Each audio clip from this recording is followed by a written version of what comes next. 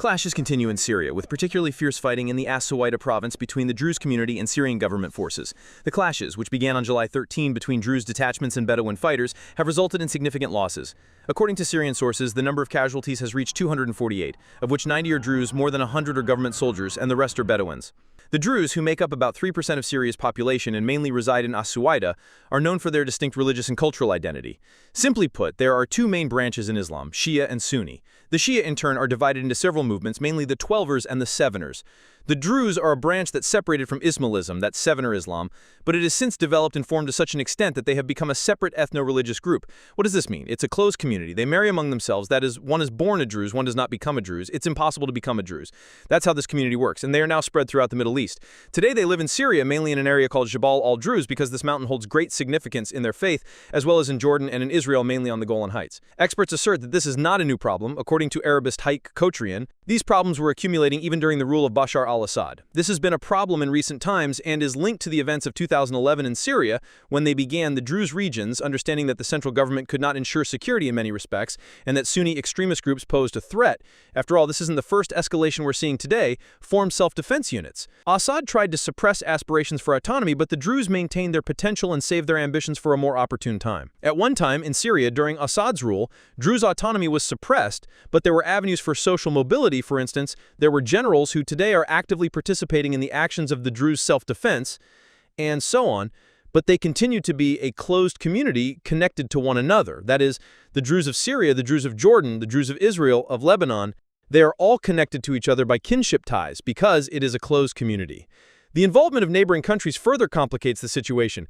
Israel is actively participating in the conflict, justifying its bombing of Damascus with the need to protect the Druze community. The problem is that Damascus does not fully control the forces that are at the root of this escalation. Because the jihadist groups that are actually behind all this creates a very serious problem, raising two questions. Does Damascus control these groups or not? If it does, then it's state policy. If it doesn't, then there's a problem with Damascus's ability to govern.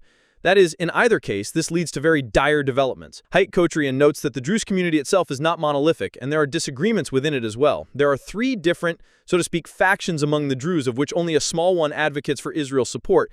The other Druze are against outside support because they do not want to become a pawn either.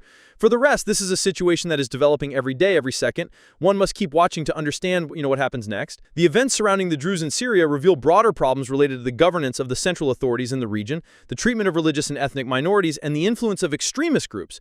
Nevertheless, this crisis underscores the need to address not only security issues, but also the political and social problems that continue to threaten stability in Syria and the entire region. This is an attempt. Syria's geographical position is important, and al-Shara, politician Farouk al-Shara, likely referring to the Assad government, translator's note, this is the support the central government is receiving to get everything under its control, but there are forces that are not yet subordinate and are not acting on orders from Damascus. This is because no one wants a chaotic entity like Syria in this specific geographical area, because all communication and transit routes will pass through there. Therefore, they will try to help them here in any way they can, but they will also turn a blind eye to many things.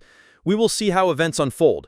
The visit to Azerbaijan is related to energy resources, as was stated, because there is a problem. Turkey can no longer provide in Syria with what it has, and they tried to resolve this issue with Azerbaijan via Turkey. But the next stage will be the reconstruction efforts in Syria, where Azerbaijani capital will also play its role. Perhaps one day we will witness the opening of parks and monuments to Heydar Aliyev. This should not be ruled out either. Early in the morning, Israeli Air Force fighter jets carried out strikes on government force bases in northwestern Syria. And the day before, Israeli fighter jets launched a missile strike on the Syrian Army's General Staff Complex and the vicinity of the presidential palace. In the night, the Israelis struck the Mezeh military airbase located west of Damascus. Turkey has condemned Israel's attacks in southern Syria.